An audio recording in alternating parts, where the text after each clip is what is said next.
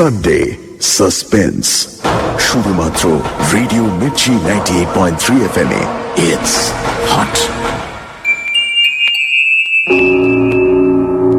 বাংলা সাহিত্যের রোমাঞ্চকর কিছু গল্প দিয়ে সাজানো আমাদের এই বিশেষ নিবেদন সানডে সাসপেন্স। আজকের গল্প মাকড়সার রস, রচনা শরদিন্দু বন্দ্যোপাধ্যায়। গল্পটি প্রথম প্রকাশিত হয় বৈশাখ 1340 বঙ্গাব্দে, অর্থাৎ 1933 খ্রিস্টাব্দে। প্রধান চরিত্রে ব্যোমকেশ, অজিত, মোহন, অরুণ এবং নন্দদুলাল বাবু। গল্প পাঠে মীর, অরুণের ভূমিকায় নীল, গল্পের সূত্রধার দীপ। সব বয়সের শ্রোতাদের কথা মনে রেখে গল্পের ভাষাটা কিছু জায়গায় পরিবর্তন এবং সহজ করে নেওয়া হয়েছে। শুরু হচ্ছে মাকড়সার রস।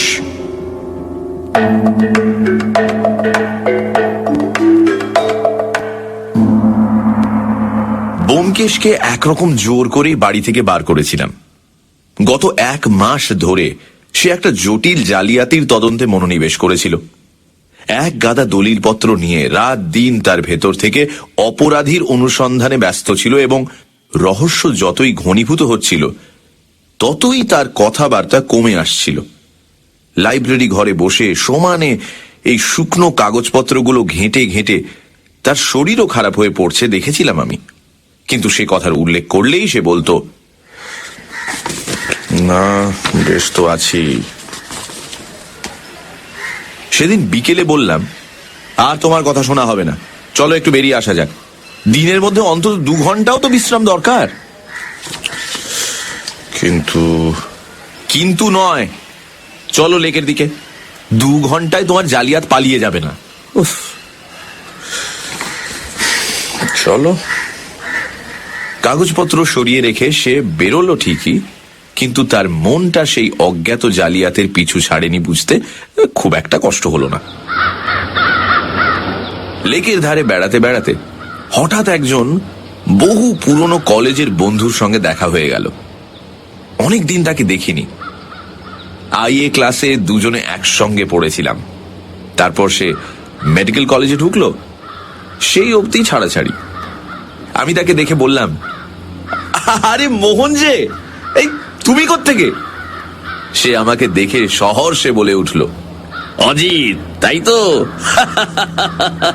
কতদিন পরে দেখা, তারপর খবর কি?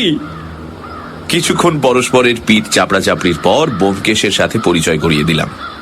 মোহন বলল, আপনি? বড় খুশি হলাম। মাঝে মাঝে সন্দেহ হতো বটে, আপনার কীর্তি প্রচারক অজিত বন্দ্যোপাধ্যায় হয়তো আমাদের সেই বাল্যবন্ধু অজিত, কিন্তু বিশ্বাস হতো না। জিজ্ঞাসা করলাম, তুমি আজকাল কি করছো? মোহন বলল, কলকাতাতেই প্র্যাকটিস করছি। তারপর বেড়াতে বেড়াতে নানা কথায় ঘণ্টাখানেক কেটে গেল।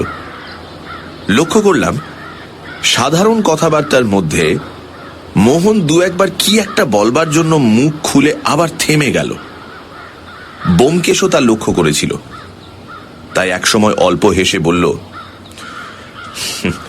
কি বলবেন বলুন না। মোহন একটু লজ্জিত হয়ে বলল, একটা কথা বলি বলি করেও বলতে সংকোচ হচ্ছে। ব্যাপারটা এত তুচ্ছ যে সে নিয়ে আপনাকে বিব্রত করা অন্যায়। অথচ আমি বললাম, তা হোক, বলো। আরে আর কিছু না হোক, ব্যোমকেশকে কিছুক্ষণের জন্য জালিয়াতের হাত থেকে তো নিষ্কৃতি দেওয়া হবে। জালিয়াত? আমি বুঝিয়ে দিলাম। তখন মোহন বলল, ও, কিন্তু আমার কথা শুনে হয়তো ব্যোমকেশবাবু হাসবেন। ব্যোমকেশ বলল, হাসির কথা হলে নিশ্চয়ই হাসব, কিন্তু আপনার ভাব দেখে তা মনে হচ্ছে না। বরঞ্চ বোধ হচ্ছে একটা কোনো সমস্যা কিছুদিন থেকে আপনাকে চিন্তায় ফেলেছে। আপনি তারই উত্তর খুঁজছেন। মোহন সাগ্রহে বলল, আপনি ঠিক ধরেছেন। জিনিসটা হয়তো খুবই সহজ, কিন্তু আমার পক্ষে এটা একটা দুর্ভেদ্য প্রহেলিকা হয়ে দাঁড়িয়েছে। আমি নেহাত বোকা নই, সাধারণ সহজ বুদ্ধি আছে বলেই মনে করি। অথচ একজন রোগে পঙ্গু, চলাফেরা করতে পারে না, এরকম একটা লোক আমাকে প্রত্যেক দিন এমন ভাবে ঠকাচ্ছে যে শুনলে আশ্চর্য হয়ে যাবেন।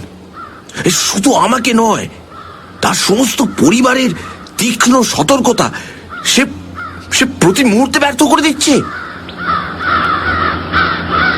কথা বলতে বলতে আমরা একটা বেঞ্চিতে এসে বসলাম। মোহন বলল, যতদূর সম্ভব সংক্ষেপে ব্যাপারটা বলছি শুনুন। কোনো এক বড় মানুষের বাড়িতে, আমি গৃহ চিকিৎসক, তারা বনেদি বড় মানুষ, কলকাতায় বন কেটে বাস, অন্যান্য বিষয় সম্পত্তি ছাড়াও কলকাতায় একটা বাজার আছে, তা থেকে ওই মাসিক 1015 টাকা আয়। সুতরাং আর্থিক অবস্থা কিরকম বুঝতেই পাচ্ছেন। এই বাড়ির যিনি কর্তা, তার নাম নন্দদুলাল বাবু। ইনি বলতে গেলে বাড়িতে আমার একমাত্র রোগী।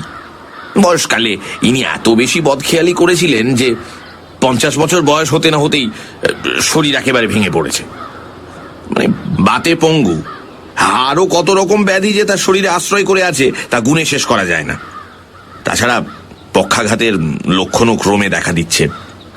আমাদের ডাক্তারি শাস্ত্রে একটা কথা আছে জানেন, এই মানুষের মৃত্যুতে বিস্মিত হবার কিচ্ছু নেই, মানুষ যে বেঁচে থাকে এইটাই সবচেয়ে আশ্চর্যের বিষয়। আমার এই রুগীটাকে দেখলে সেই কথাই সবার আগে মনে পড়বে। এই নন্দদুলাল বাবুর চরিত্র আপনাকে কি করে বোঝাবো ভেবে পাচ্ছি না। এটা ভীষণ খারাপ ভাষা, সারাক্ষণ সন্দেহ করে, কুটিল, ভীষণ হিংসুটে। মানে এক কথায় এমন ইতর নীচ স্বভাবের লোক আমি কখনো কোথাও দেখিনি। বাড়িতে স্ত্রী পুত্র পরিবার সব আছে, কিন্তু কারোর সঙ্গে ভাব নেই। তার ইচ্ছা যৌবনে যে উচ্ছৃঙ্খলতা করে বেরিয়েছেন এখনো তাই করে বেড়াবেন। কিন্তু প্রকৃতি বাদ সেধেছে, শরীরে সে সামর্থ্য নেই।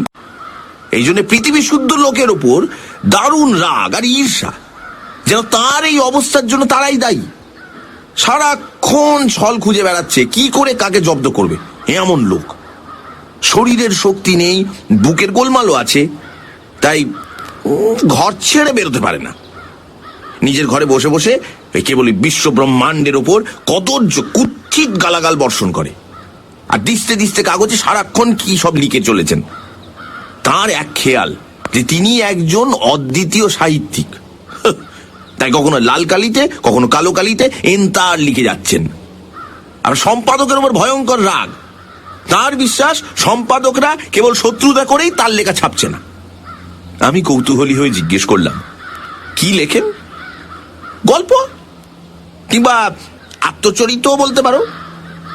একবার মাত্র সে লেখার উপর আমি চোখ বুলিয়েছিলাম, তারপর আর সেদিকে তাকাতে পারিনি। সে লেখা পড়বার পর গঙ্গা স্নান করলেও মন পবিত্র হয় না। আজকালকার যারা তরুণ লেখক, সে গল্প পড়লে তাঁদেরও বোধ করি দাঁত কপাটি লেগে যাবে।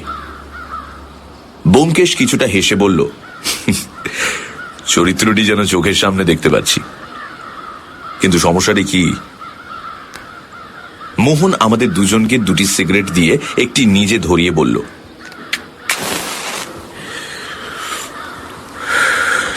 আপনারা ভাবছেন এমন গুণবান লোকের আর কোনো গুণ থাকা সম্ভব নয়, কেমন? কিন্তু তা নয়, এর আরেকটি মস্ত গুণ আছে। এই শরীরের ওপর উনি এক অদ্ভুত নেশা করেন। সিগারেটে গোটা 2 টান দিয়ে বলল,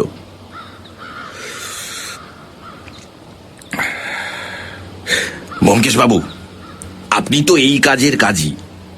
সমাজের নিকৃষ্ট লোক নিয়েই আপনাকে কারবার করতে হয়। হ্যাঁ, এই মদ, গাঁজা, কোকেন ইত্যাদি অনেক রকম নেশাই মানুষকে করতে দেখে থাকবেন, কিন্তু মাকড়সার রস খেয়ে কাউকে নেশা করতে দেখেছেন কি? আমি আঁতকে উঠে বললাম, হ্যাঁ, মাকড়সার রস? সে আবার কি?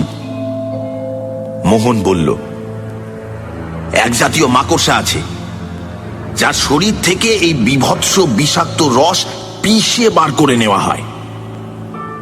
ব্যোমকেশ কতকটা আত্মগতভাবে বলল, ট্যারেন্টিউলা ডান্স। স্পেনে আগে ছিল। এই মাকড়সার কামড় খেয়ে লোকে হরদম নাচত। দারুণ বিষ। বইয়ে পড়েছি বটে, কিন্তু এদেশে কাউকে ব্যবহার করতে দেখিনি।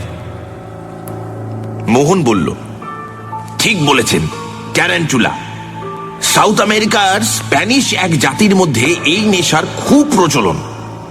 এই ট্যারান্টুলার রস একটা তীব্র বিষ, কিন্তু খুব কম মাত্রায় ব্যবহার করলে এই শরীরের স্নায়ুমণ্ডলে একটা প্রবল উত্তেজনা সৃষ্টি করে। বুঝতেই পারছেন, স্বভাবের দোষে স্নায়বিক উত্তেজনা না হলে যারা থাকতে পারে না, তাদের পক্ষে এই মাকড়সার রস কিরকম লোভনীয় বস্তু। কিন্তু নিয়মিত ব্যবহার করলে এর ফল সাংঘাতিক হয়ে দাঁড়ায়। অস্বাভাবিক উত্তেজনার ফলে স্নায়ুমণ্ডল ক্রমশ অসাড় হয়ে পড়ে এবং তারপরে মস্তিষ্কের পক্ষাঘাতে মৃত্যু অনিবার্য। আমাদের নন্দদুলাল বাবু বোধহয় যৌবনকালে এই চমৎকার নেশাটি ধরেছিলেন। তারপর শরীর যখন অকর্মণ্য হয়ে পড়ল, তখনও নেশা ছাড়তে পারলেন না। আমি যখন গৃহ চিকিৎসক হয়ে ওদের বাড়িতে ঢুকলুম, তখনও উনি প্রকাশ্যে ওই নেশা চালিয়ে যাচ্ছেন। সে আজ বছর খানেকের কথা। আমি প্রথমেই ওটা বন্ধ করে দিলুম, বললুম যদি বাঁচতে চান তাহলে কিন্তু ওটা ছাড়তে হবে। এই নিয়ে খুব খানিকটা ধস্তাধস্তি হলো। তিনিও খাবেন, আমি খেতে দেব না। শেষে আমি বললুম, আপনার বাড়িতে ও জিনিস ঢুকতে দেব না, দেখি আপনি কি করে খান। আশ্চর্য, তিনিও সমান কুটিল ভাবে হেসে বললেন, জানি নাকি, আচ্ছা আমিও খাবো, দেখি তুমি কি করে আটকাও। যুদ্ধ ঘোষণা হয়ে গেল মশাই। পরিবারের আর সকলে আমার পক্ষে ছিলেন, সুতরাং সহজেই বাড়ির চারিদিকে কড়া পাহারা বসিয়ে দেওয়া গেল। তার স্ত্রী ছেলেরা সেসব পালা করে তাকে পাহারা দিতে লাগলেন, যাতে কোনো ক্রমে কোনো ভাবেও যেন সে বিষ তার কাছে পৌঁছতে না পারে। তিনি নিজে একরকম হাঁটাচলা করতে পারেন না, বাড়ি থেকে বেরিয়ে যে সে জিনিস সংগ্রহ করবেন না, সে ক্ষমতা নেই। আমি এইভাবে তাকে আগলাবার ব্যবস্থা করে দিয়ে মোটামুটি একটু ধাতস্থ হলাম, কিন্তু কিছুতেই কিছু হলো না। এত কড়াকড়ি সত্ত্বেও বাড়ি শুদ্ধ লোকের নজর এড়িয়ে তিনি নেশা করতে লাগলেন। কোথা থেকে যে সে জিনিস আমদানি করেছেন কেউ ধরতে পারল না। প্রথমটা আমার সন্দেহ হলো, হয়তো বাড়ির কেউ লুকিয়ে তাকে সাহায্য করছে। তাই একদিন আমি নিজে সমস্ত দিন পাহারায় রইলুম। কিন্তু আশ্চর্য মশাই, আমার চোখের সামনে তিনবার সে বিষ খেলেন। তার নাড়ি দেখে বুঝলুম, অথচ কখন খেলেন না ধরতে পারলুম না। তারপর তার ঘর সে হাতি পাতি করেছি, তার সঙ্গে বাইরের লোকে দেখা করা একেবারে বন্ধ করে দিয়েছি, কিন্তু তবু তার নেশা বন্ধ করতে পারিনি। এখনো সমানভাবে সেই ব্যাপার চলছে। এখন আমার সমস্যা হয়ে দাঁড়িয়েছে এই যে, লোকটা ওই মাকড়সার রস পায় কোথা থেকে, এবং পেলেও সকলের চোখে ধুলো দিয়ে খায় কি করে? মোহন চুপ করল। ব্যোমকেশ শুনতে শুনতে অন্যমনস্ক হয়ে পড়েছিল কিনা জানি না। মোহন শেষ করতেই সে উঠে দাঁড়িয়ে বলল, অজিত, বাড়ি চলো, একটা কথা হঠাৎ মাথায় এসেছে। যদি তা ঠিক হয় তাহলে। বুঝলাম সেই পুরনো জালিয়াত আবার তাকে চেপে ধরেছে। মোহন এতক্ষণ যে বকে গেল, তার শেষের দিকের কথাগুলো হয়তো তার কানেও যায়নি। আমি একটু অপ্রস্তুত ভাবে বললাম, মোহনের গল্পটা বোধহয় তুমি ভালো করে শোনোনি না? বিলক্ষণ, শুনেছি বই কি। সমস্যাটা খুবই মজার, কৌতূহল হচ্ছে, কিন্তু এখন কি আমার সময় হবে? আমি একটা বিশেষ শক্ত কাজে। মোহন মনে মনে বোধহয় একটু কষ্ট পেল, কিন্তু সে ভাবটা গোপন করে বলল, তবে কাজ নেই, থাক। আপনাকে এইসব তুচ্ছ ব্যাপারে মাথা ঘামাতে অনুরোধ করা অবশ্য অনুচিত, কিন্তু কি জানেন, এর একটা নিষ্পত্তি হলে হয়তো লোকটার প্রাণ বাঁচাতে পারা যেত। একটা লোক যত বড়ই পাপী হোক না কেন, বিন্দু বিন্দু বিষ খেয়ে আত্মহত্যা করছে চোখের সামনে দেখছি, অথচ কিছু করতে পারছি না। এর চেয়ে দুঃখের বিষয় আর কি হতে পারে বলুন? ব্যোমকেশ একটু লজ্জিত হয়ে বলল, আমি করব না বলিনি তো। এ ধাঁধার উত্তর পেতে হলে ঘন্টা দুয়েক ভাবতে হবে, আর একবার লোকটিকে দেখলেও ভালো হয়, কিন্তু আজ বোধ হয় তা পেরে উঠব না। নন্দদুলাল বাবুর মতো অসামান্য লোককে কিছুতেই মরতে দেওয়া যেতে পারে না, সে আমি দেবও না। আপনি নিশ্চিন্ত থাকুন, কিন্তু এখনই আমায় বাসায় ফিরতে হবে। মনে হচ্ছে ওই জালিয়াত লোকটাকে ধরে ফেলেছি, কিন্তু একবার কাগজগুলো ভালো করে দেখা দরকার। সুতরাং আজকের রাতটা নন্দদুলাল বাবু নিশ্চিন্ত মনে বিষ পান করে নিন, কাল থেকে আমি তাকে জব্দ করে দেব। মোহন হেসে বলল, বেশ, কালই হবে। কখন আপনার সুবিধা হবে বলুন, আমি গাড়ি পাঠিয়ে দেব। ব্যোমকেশ একটু চিন্তা করে বলল, আচ্ছা, এক কাজ করা যাক, তাতে আপনার উৎকণ্ঠাও অনেকটা কমবে।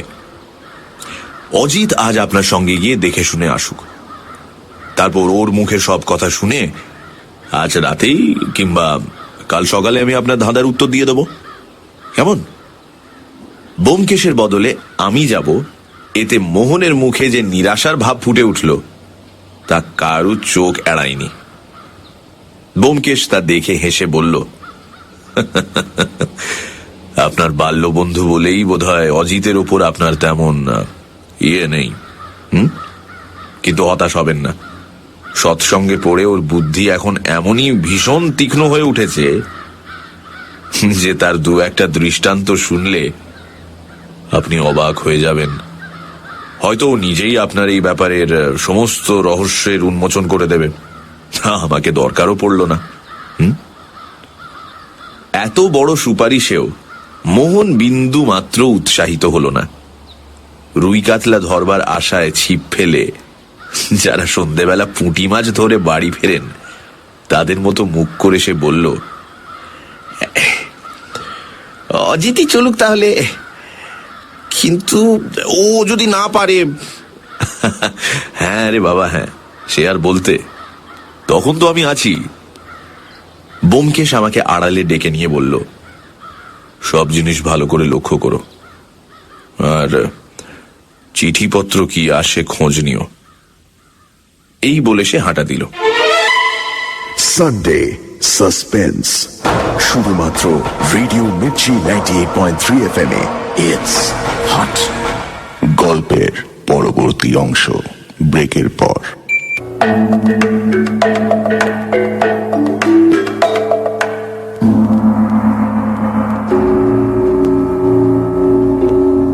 ব্যোমকেশকে অনেক জটিল রহস্যের সমাধান করতে দেখেছি ও তাতে সাহায্যও করেছি। তার অনুসন্ধান পদ্ধতিও এতদিন একসঙ্গে থেকে অনেকটা আয়ত্তও হয়েছে। তাই মনে মনে ভাবলাম, এই সামান্য ব্যাপারের কিনারা করতে পারবো না। বিশেষত আমার প্রতি মোহনের বিশ্বাসের অভাব দেখে ভেতরে ভেতরে একটা জেদও চেপে গিয়েছিল। যেমন করে হোক এ ব্যাপারটা নিষ্পত্তি করবই করব। মনে মনে এরকম সংকল্প এঁটে মোহনের সাথে লেক থেকে বের হলাম।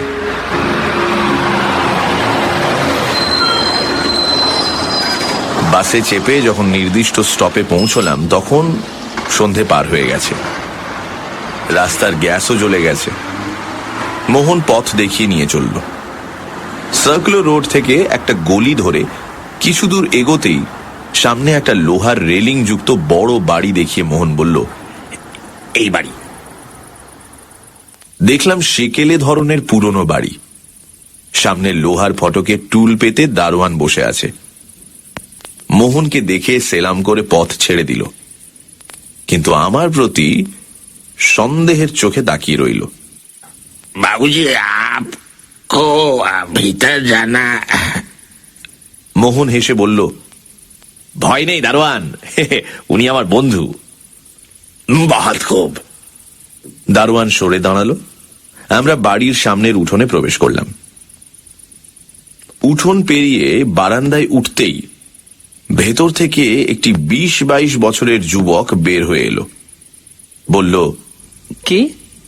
ডাক্তারবাবু? আসুন আসুন। আমার দিকে সপ্রশ্ন চোখে চেয়ে জিজ্ঞেস করলো। ইনি? মোহন তাকে একটু আলাদা নিয়ে গিয়ে নিচু কণ্ঠে কি একটা বলল। যুবকও উত্তর দিল। বেশ তো, উনিও আসুন না। মোহন তখন পরিচয় করিয়ে দিল। গৃহস্বামীর জ্যেষ্ঠ পুত্র, নাম অরুণ। তার পেছন পেছন আমরা বাড়ির ভেতর ঢুকলাম।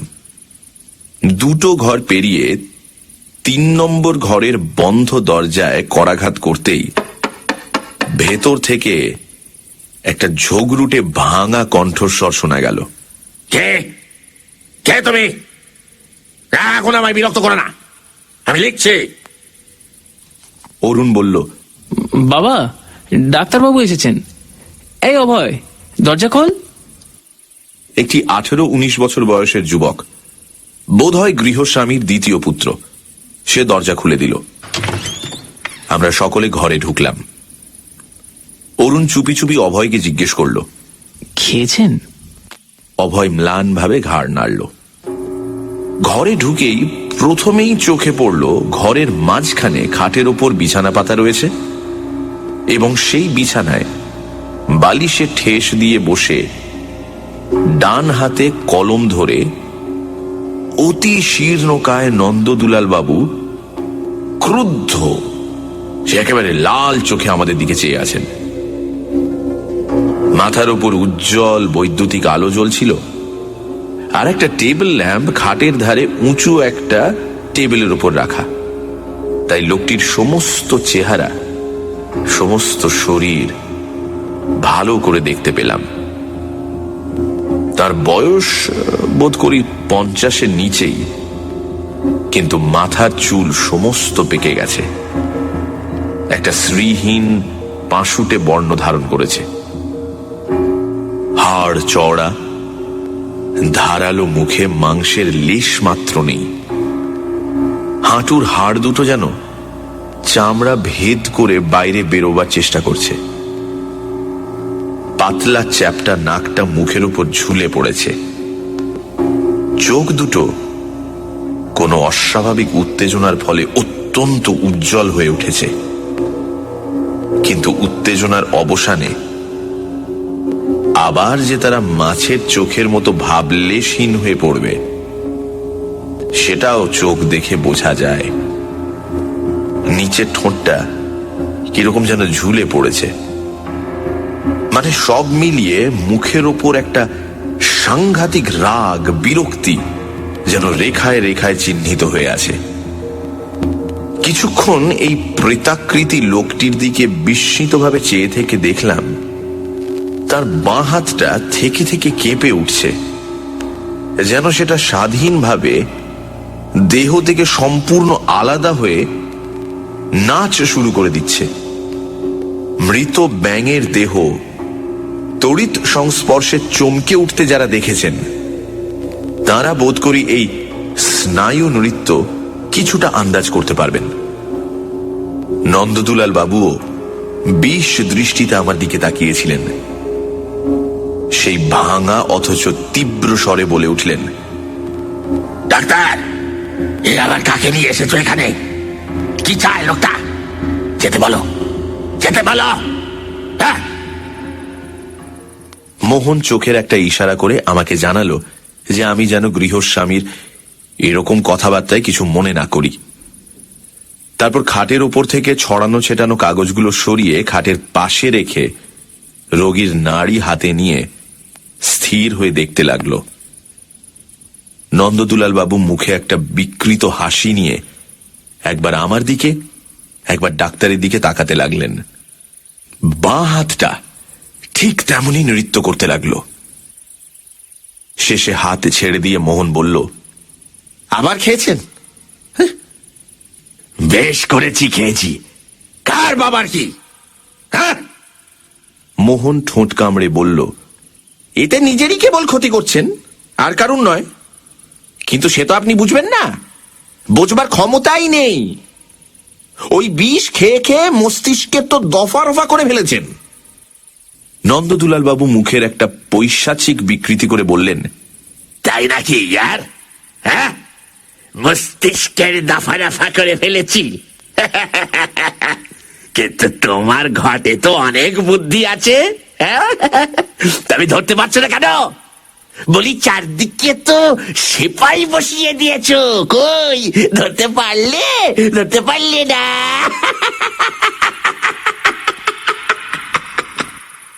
মোহন বিরক্তভাবে উঠে দাঁড়িয়ে বলল, আপনার সঙ্গে কথা বলাটাই ঝকমারি, যা করছিলেন করুন। নন্দদুলাল বাবু ঠিক আগের মতো হিহি করে হাসতে হাসতে বললেন, দুয়ো ডাক্তার, দুয়ো আমায় ধরতে পারলে না। দিন টানা পাকানো না ডিঙ্কা ছিন।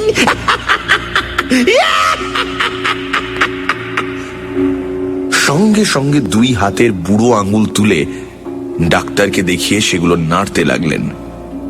নিজের পুত্রদের সামনে এই কদর্য অসভ্যতা আমার অসহ্য বোধ হতে লাগলো। মোহনেরও বোধ করি ধৈর্যের বাঁধ ছিঁড়বার উপক্রম করেছিল। সে আমাকে বলল, নাও অজিত, কি দেখবে দেখে শুনে নাও, আর পারা যায় না। হঠাৎ বুড়ো আঙুল দেখানো থামিয়ে নন্দদুলাল বাবু দুই সাপের চোখ আমার দিকে ফিরিয়ে সাংঘাতিক কটু কণ্ঠে বললেন, কে তুমি? আমার বাড়িতে কোন মতলবে ঢুকেছ? আমি কোনো জবাব দিলাম না। তখন, চালাকি করবার আর জায়গা পাওনি? ওসব ফন্দি ফিকির এখানে চলবে না জাদু, বুঝেছ? এই বেলা চটপট সরে পড়ো, নইলে পুলিশ ডাকবো, পুলিশ। যত সব নাচ্ছার ছিচকে চোরের দল। ফু! বলে মোহনের দিকেও সমানভাবে তাকালেন। সে আমাকে কি উদ্দেশ্যে এখানে এনেছে সেটা ঠিক বুঝতে না পারলেও আমার উপর তার ঘোর সন্দেহ জন্মেছিল।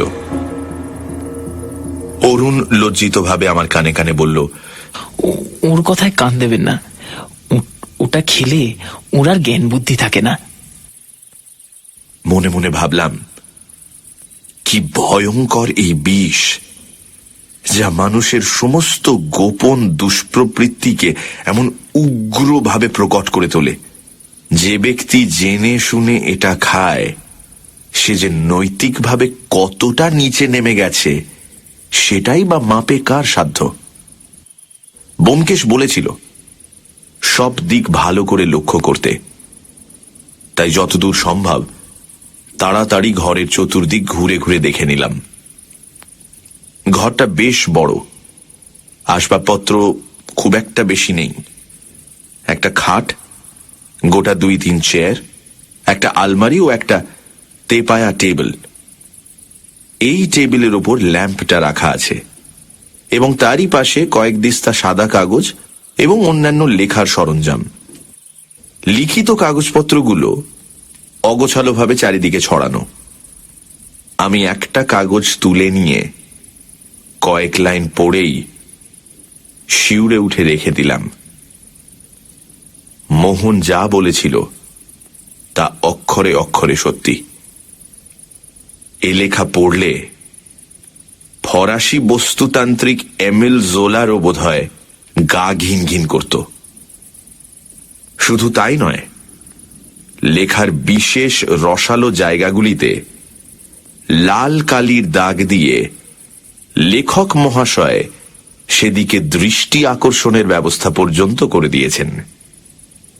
বস্তুত এতখানি নোংরা জঘন্য মনের পরিচয় আর কোথাও পেয়েছি বলে মনে পড়ল না।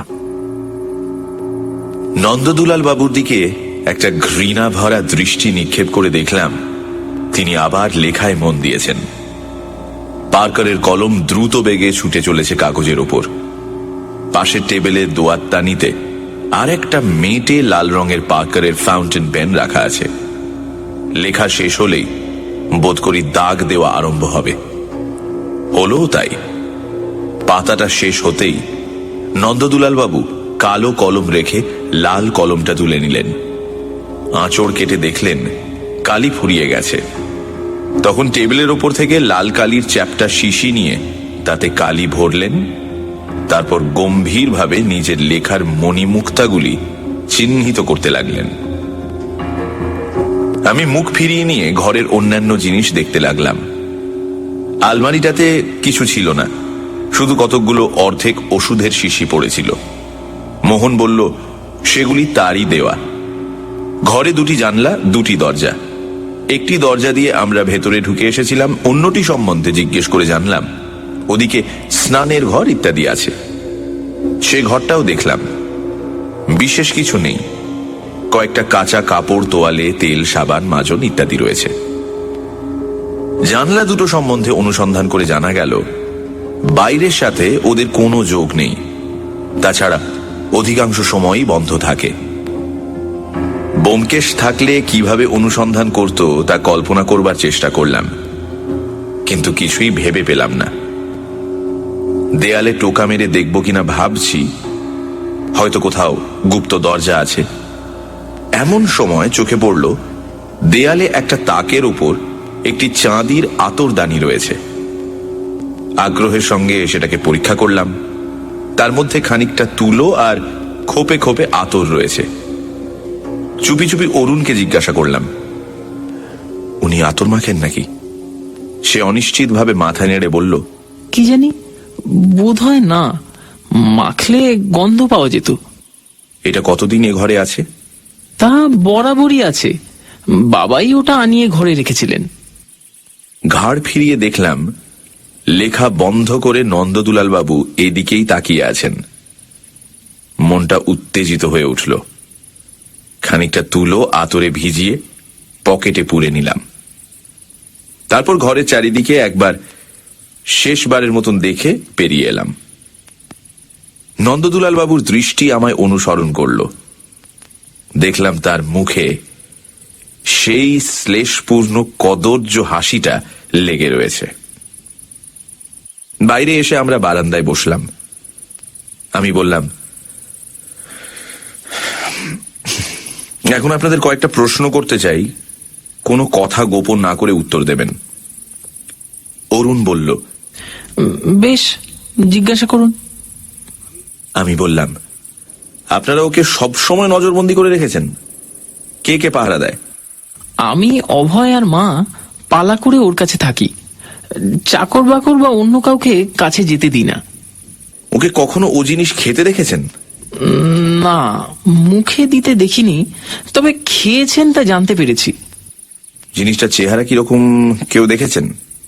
যখন প্রকাশ্যে খেতেন তখন দেখেছিলাম জলের মতো জিনিস হোমিওপ্যাথিক শিশিতে থাকতো, তাই কয়েক ফোঁটা শরবত কিংবা অন্য কিছুর সঙ্গে মিশিয়ে খেতেন। সেরকম শিশি ঘরে কোথাও নেই ঠিক জানেন?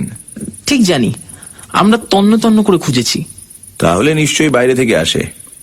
কে আনে? অরুণ মাথা নাড়ল। জানি না। আপনারা তিনজন ছাড়া আর কেউ ও ঘরে ঢোকে না? ভালো করে ভেবে বলুন। না, কেউ না। হ্যাঁ, এক ডাক্তারবাবু ছাড়া।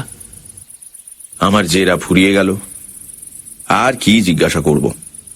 গালে হাত দিয়ে ভাবতে ভাবতে ব্যোমকেশের উপদেশ মনে করলাম। আবার আরম্ভ করলাম, ওর কাছে কোনো চিঠিপত্র আসে? না। কোনো পার্সেল কি অন্যরকম কিছু? এইবার অরুণ বলল, হ্যাঁ, হপ্তায় একখানা করে রেজিস্ট্রি চিঠি আসে। আমি উৎসাহে লাফিয়ে উঠলাম। কোত্থেকে আসে? কে পাঠায়? লজ্জায় ঘাড় নিচু করে অরুণ আস্তে আস্তে বলল, কলকাতা থেকেই আসে। রেবেকা লাইট নামে একজন স্ত্রীলোক পাঠায়। আমি বললাম, বুঝেছি। চিঠিতে কি থাকে আপনারা দেখেছেন কি? দেখেছি। বলে অরুণ মোহনের দিকে তাকালো। আমি আগ্রহের সঙ্গে জিজ্ঞাসা করলাম, কি থাকে? সাদা কাগজ। সাদা কাগজ? হ্যাঁ, খালি কতগুলো সাদা কাগজ খামের মধ্যে পোড়া থাকে, আর কিছু না। আমি হতবুদ্ধির মতো প্রতিধ্বনি করলাম, আর কিছু না? না। কিছুক্ষণ নির্বাক হয়ে তাকিয়ে রইলাম। শেষে বললাম, ঠিক জানেন খামের ভেতর আর কিচ্ছু থাকে না? অরুণ একটু হেসে বলল, হ্যাঁ, ঠিক জানি। বাবা নিজে পিয়নের সামনে রসিদ দস্তখত করে চিঠি নেন বটে, কিন্তু তার আগে আমিই চিঠি খুলি। তাতে সাদা কাগজ ছাড়া আর কিছুই থাকে না। প্রত্যেকবার আপনিই চিঠি খোলেন? কোথায় খোলেন? বাবার ঘরে, সেখানেই পিয়ন চিঠি নিয়ে যায় কিনা। কিন্তু এ তো ভারী আশ্চর্য ব্যাপার। সাদা কাগজ রেজিস্ট্রি করে পাঠাবার মানে কি? মাথা নেড়ে অরুণ বলল, জানি না। আরো কিছুক্ষণ বোকার মতো বসে থেকে শেষে একটা নিঃশ্বাস ফেলে উঠে পড়লাম। রেজিস্ট্রি চিঠির কথা শুনে মনে একটা আশা জেগেছিল যে ফন্দিটা বুঝি ধরে ফেললাম, কিন্তু না, ওদিকের দরজায় একেবারে তালা লাগানো। বুঝলাম আপাত দৃষ্টিতে ব্যাপার সামান্য ঠেকলেও আমার বুদ্ধিতে কুলাবে না। তুলা শুনিতে নরম, কিন্তু ধ্বনিতে লবে যান। ওই বিষ জর্জরিত দেহ অকাল পঙ্গু বুড়ো লম্পটের সঙ্গে এঁটে ওঠা আমার কর্ম নয়। এখানে ব্যোমকেশের ওই শানিত ঝকঝকে মাথাটাই দরকার। মলিন মুখে ব্যোমকেশকে সব কথা জানাবো বলে বাইরে বের হচ্ছি, হঠাৎ একটা কথা মনে পড়ল। জিজ্ঞাসা করলাম, নন্দদুলাল বাবু কাউকে চিঠিপত্র লেখেন? অরুণ বলল, না, তবে মাসে মাসে মানি অর্ডার করে টাকা পাঠান। কাকে পাঠান? লজ্জা ম্লান মুখে অরুণ বলল, এই এই ইহুদি স্ত্রীলোকটাকে। মোহন ব্যাখ্যা করে বলল, ওই স্ত্রীলোকটা আগে নন্দদুলাল বাবুর মানে। বুঝেছি। কত টাকা পাঠান? 100 টাকা, কিন্তু কেন পাঠান তা বলতে পারবো না। মনে মনে ভাবলাম পেনশন, কিন্তু মুখে সে কথা না বলে একা বেরিয়ে পড়লাম। মোহন ওখানেই থেকে গেল। সানডে সাসপেন্স, শুধুমাত্র রেডিও মির্চি 98.3 FM এ। It's hot. গল্পের পরবর্তী অংশ।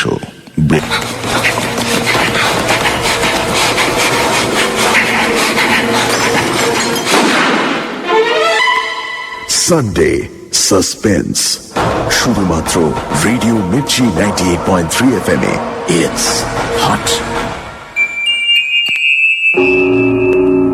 সানডে সাসপেন্সে আজ শুনছেন শরদিন্দু বন্দ্যোপাধ্যায়ের গল্প মাকড়সার রস। নন্দদুলাল বাবু অজিত এবং ডাক্তার মোহনের সঙ্গে জঘন্য ব্যবহার করলেন। অজিত মন দিয়ে নন্দদুলাল বাবুকে এবং তার ঘরের জিনিসপত্র দেখল। তার বড় ছেলে অরুণকে অজিত অনেক রকম প্রশ্ন করল, যেমন তাকে পাহারা কে দেয়, ঘরে কারা আসে, মাকড়সার রস দেখতে কেমন, প্রত্যেক সপ্তাহে যে রেজিস্ট্রি চিঠি আসে সেই খামে শুধু সাদা কাগজ থাকে কেন, নন্দদুলাল বাবু কাকে কত টাকা পাঠান ইত্যাদি প্রশ্ন। তারপর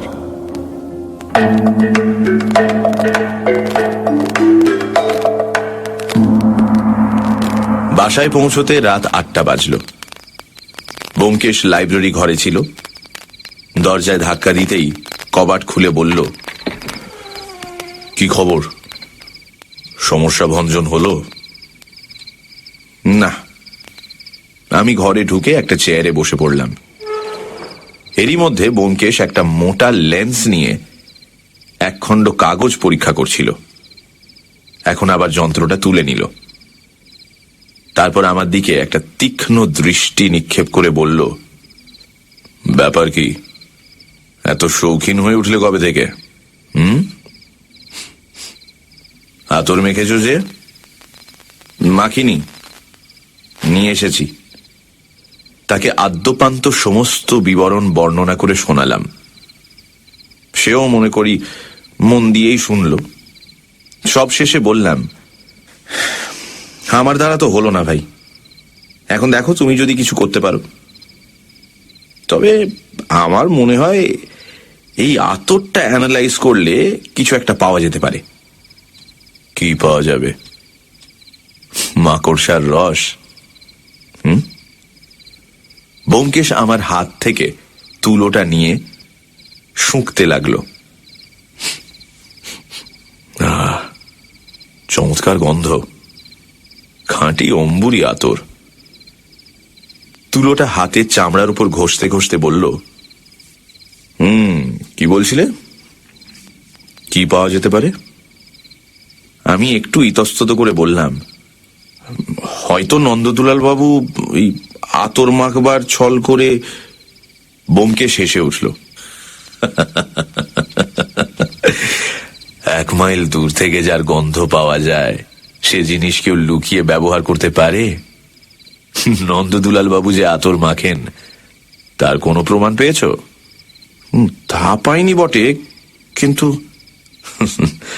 না হে না, ওদিকে নয়, অন্যদিকে খোঁজ করো। কি করে জিনিসটা ঘরের মধ্যে আসে, কি করে নন্দদুলাল বাবু সকলের চোখের সামনে সেটা মুখে দেন, এই সব কথা ভেবে দেখো। রেজিস্ট্রি করে সাদা কাগজ কেন আসে? ওই স্ত্রীলোকটাকে টাকা পাঠানো হয় কেন? ভেবে দেখেছ? আমি হতাশ ভাবে বললাম, অনেক ভেবেছি, কিন্তু আমার দ্বারা হলো না। আরো ভাবো, কষ্ট না করলে কি কেষ্ট পাওয়া যায়? গভীর ভাবে ভাবো, একাগ্র চিত্তে ভাবো, নাছোড় বান্দা হয়ে ভাবো।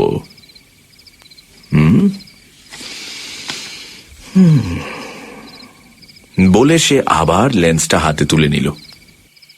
আমি জিজ্ঞাসা করলাম, আর তুমি? আমিও ভাবছি, কিন্তু একাগ্র চিত্তে ভাবা বোধহয় হয়ে উঠবে না। আমার জালিয়াত। বলে সে টেবিলের উপর ঝুঁকে পড়ল। আমি ঘর থেকে উঠে এসে আমাদের বসবার ঘরে আরাম কেদারাটায় লম্বা হয়ে শুয়ে আবার ভাবতে শুরু করলাম। সত্যি তো, কি এমন কঠিন কাজ যে আমি পারবো না? নিশ্চয়ই পারবো। প্রথমত, রেজিস্ট্রি করে সাদা কাগজ আসবার মানে কি?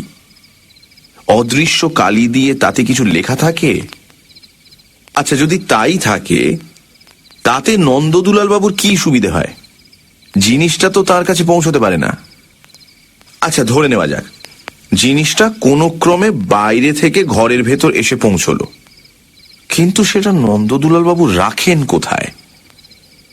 হোমিওপ্যাথিক ওষুধের শিশিও লুকিয়ে রাখা সহজ কথা নয়। সারাক্ষণ সতর্ক চোখে তাকে পাহারা দেওয়া হচ্ছে, তার উপর প্রত্যেকদিন খানা তল্লাশি চলছে। তবে ভাবতে ভাবতে মাথা গরম হয়ে উঠল। 5টা চুরুট পুড়িয়ে ছাই করেও একটা প্রশ্নেরও উত্তর পেলাম না। নিরাশ হয়ে প্রায় হাল ছেড়ে দিচ্ছি, এমন সময় একটা অপূর্ব আইডিয়া মাথায় ধরা পড়ল। ধর্মর করে আরাম কেদারা থেকে উঠে বসলাম। এও কি সম্ভব? কিংবা সম্ভব নয় বা কেন? শুনতে একটু অস্বাভাবিক ঠেকলেও এছাড়া আর কি বা হতে পারে? বোমকেশ বলেছে, কোনো বিষয়ের যুক্তিসম্মত প্রমাণ যদি থাকে অথচ তা আপাত দৃষ্টিতে অসম্ভব বলে মনে হয়, তবু তা সত্য বলে ধরতে হবে। এক্ষেত্রেও এটাই তো এই সমস্যার একমাত্র সমাধান। বোমকেশকে বলবো মনে করে উঠে যাচ্ছি, বোমকেশ নিজেই ঘরে ঢুকলো। আমার মুখের দিকে চেয়ে বলল, কি ভেবে বার করলে নাকি? বোধহয় করেছি। বেশ বেশ, তা কি বার করলে শুনি? বলতে গিয়ে একটু বাঁধো বাঁধো ঠেকতে লাগলো। তবু জোর করে সংকোচ সরিয়ে রেখে বললাম, দেখো, নন্দদুলাল বাবুর ঘরের দেয়ালে কতগুলো মাকড়সা দেখেছি। এখন মনে পড়ল আমার বিশ্বাস তিনি সেইগুলোকে ধরে ধরে খান। হ্যাঁ, ও অজিত,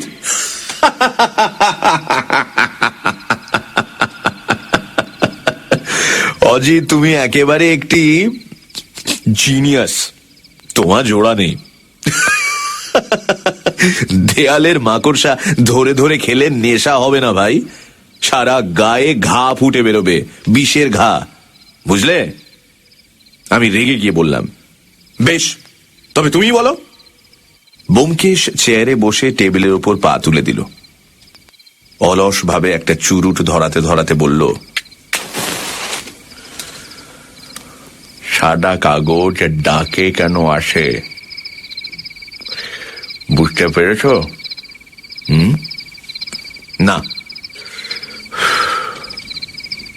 ইহুদি স্ত্রী লোকটাকে কেন টাকা পাঠানো হয় বুঝেছ? না। নন্দদুলাল বাবু রাত দিন অশ্লীল গল্প লেখেন কেন তাও বুঝতে পারোনি? না। তুমি বুঝেছ? বোধহয় বুঝেছি। ব্যোমকেশ চুরুটে দীর্ঘ টান দিয়ে চোখ নামিয়ে বলল,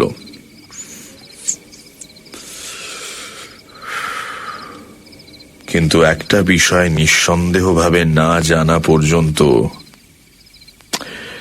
কোনো মন্তব্য প্রকাশ করা উচিত হবে না। কি বিষয়? ব্যোমকেশ চোখ বন্ধ করে বলল, আগে জানা দরকার নন্দদুলাল বাবুর জিভ কোন রঙের। মনে হলো ব্যোমকেশ আমায় ঠাট্টা করছে। রাগী মুখে বললাম, ঠাট্টা হচ্ছে বুঝি? ঠাট্টা? ব্যোমকেশ চোখ খুলে আমার মুখের দিকে তাকালো। রাগ করলে? সত্যি বলছি, ঠাট্টা নয়। নন্দদুলাল বাবুর জিভের রঙের ওপরই সব কিছু নির্ভর করছে অজিত। যদি তার জিভের রং লাল হয় তাহলে বুঝবো আমার অনুমানটাই ঠিক, আর যদি না হয়, তুমি বোধহয় লক্ষ্য করনি না? আমি রাগ করে বললাম, না, জীব লক্ষ্য করবার কথা আমার মনে হয়নি। ব্যোমকেশ সহাস্যে বলল, অথচ এইটাই আগে মনে হওয়া উচিত ছিল অজিত। যাই হোক, এক কাজ করো, ফোন করে নন্দদুলাল বাবুর ছেলের কাছ থেকে খবরটা নাও। রসিকতা করছি মনে করবে না তো? ব্যোমকেশ হাত নেড়ে কাব্যের ভাষায় বলল, ভয় নাই তোর, ভয় নাই ওরে, ভয় নাই, কিছু নাই তোর ভাবনা। পাশের ঘরে গিয়ে নম্বর খুঁজে ফোন করলাম। মোহন তখনও সেখানে ছিল। সেই উত্তর দিল, ও কথাটা দরকারি বলে মনে হয়নি, তাই বলিনি। নন্দদুলাল বাবুর জিভের রং, হ্যাঁ, নন্দদুলাল বাবুর জিভের রং তো টকটকে লাল। হ্যাঁ, একটু অস্বাভাবিক বলে মনে হয়, কারণ তিনি বেশি পান খান না। কিন্তু কেন বলো দেখি? ব্যোমকেশকে ডাকলাম। ব্যোমকেশ এসে বলল, লাল তো, তবে আর কি, হয়ে গেছে। দেখি। আমার হাত থেকে ফোনটা নিয়ে বলল, হ্যাঁ ডাক্তারবাবু, হ্যাঁ, ভালোই হলো, আপনার ধাঁধার উত্তর পাওয়া গেছে। অজিতই ভেবে বার করেছে, আমি একটু সাহায্য করেছি মাত্র। আমার জালিয়াত নিয়ে ব্যস্ত ছিলাম তো, তাই। হ্যাঁ হ্যাঁ হ্যাঁ, জালিয়াতকে ধরেছি। বিশেষ কিছু করতে হবে না। শুনুন, কেবল নন্দদুলাল বাবুর ঘর থেকে লাল কালির দোয়া তার লাল রঙের ফাউন্টেন পেনটা সরিয়ে দেবেন। হ্যাঁ, ঠিক ধরেছেন। কাল একবার আসবেন, তখন সব কথা বলবো। আচ্ছা, নমস্কার। হ্যাঁ, অজিতকে আপনাদের তরফ থেকে ধন্যবাদ জানাবো।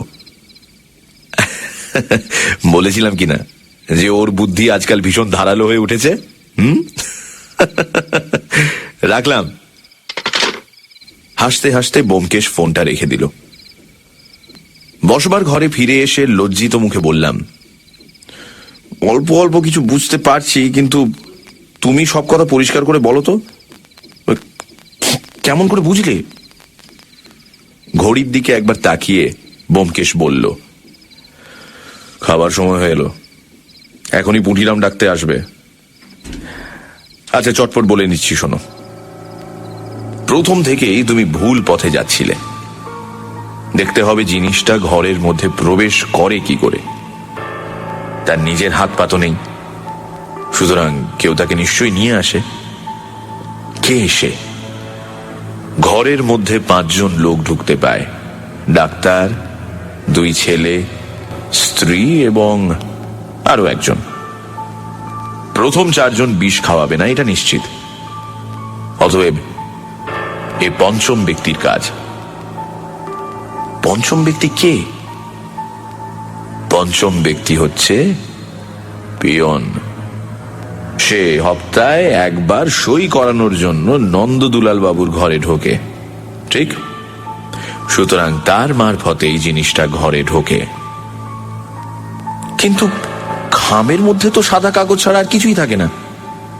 ওইখানেই ফাঁকি। সবাই মনে করে খামের মধ্যে জিনিসটা আছে, তাই পিয়নকে কেউ লক্ষ্য করে না। লোকটা হুঁশিয়ার।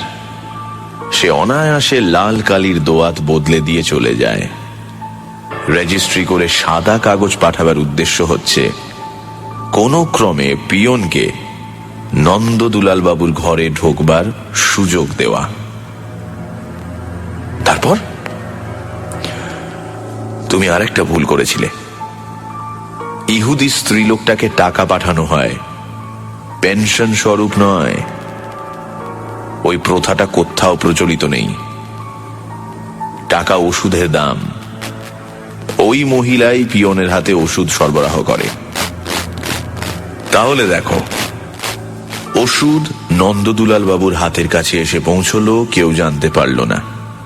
কিন্তু সারাক্ষণ ঘরে লোক থাকে, তিনি খাবেন কি করে? নন্দদুলাল বাবু গল্প লিখতে আরম্ভ করলেন।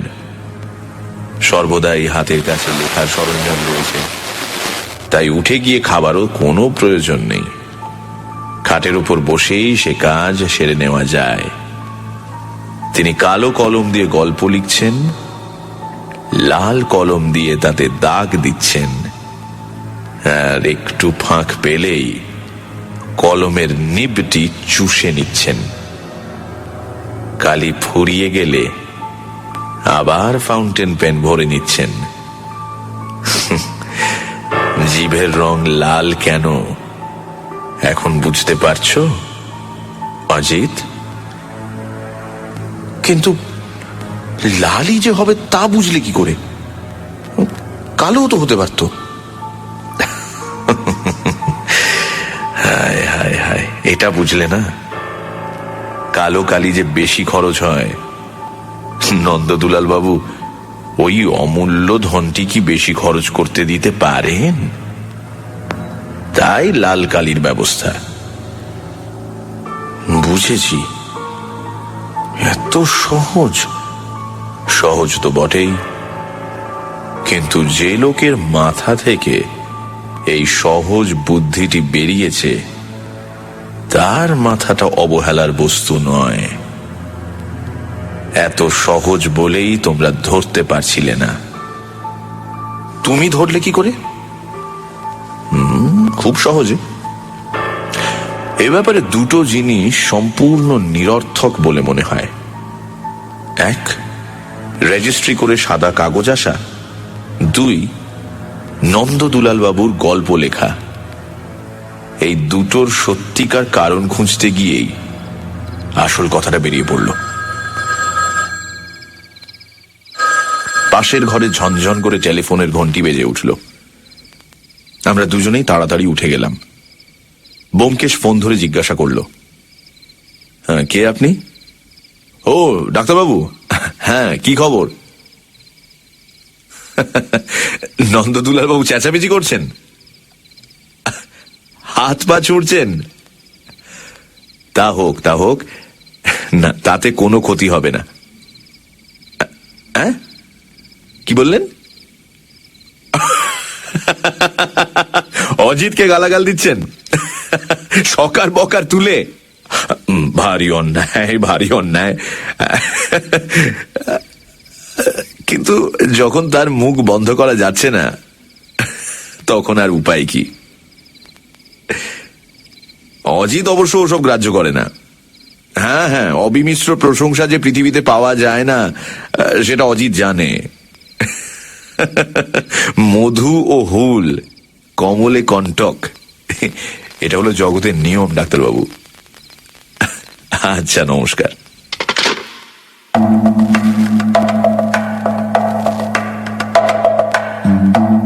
শুনছিলেন মাকড়সার রস, রচনা শরদিন্দু বন্দ্যোপাধ্যায়, গল্প পাঠে নীল, অরুণের ভূমিকায় নীল, গল্পের সূত্রধার দীপ, শব্দগ্রহণ, আবহ সঙ্গীত এবং স্পেশাল এফেক্টসে রিচার্ড, পরিকল্পনা ও পরিচালনায় ইন্দ্রাণী।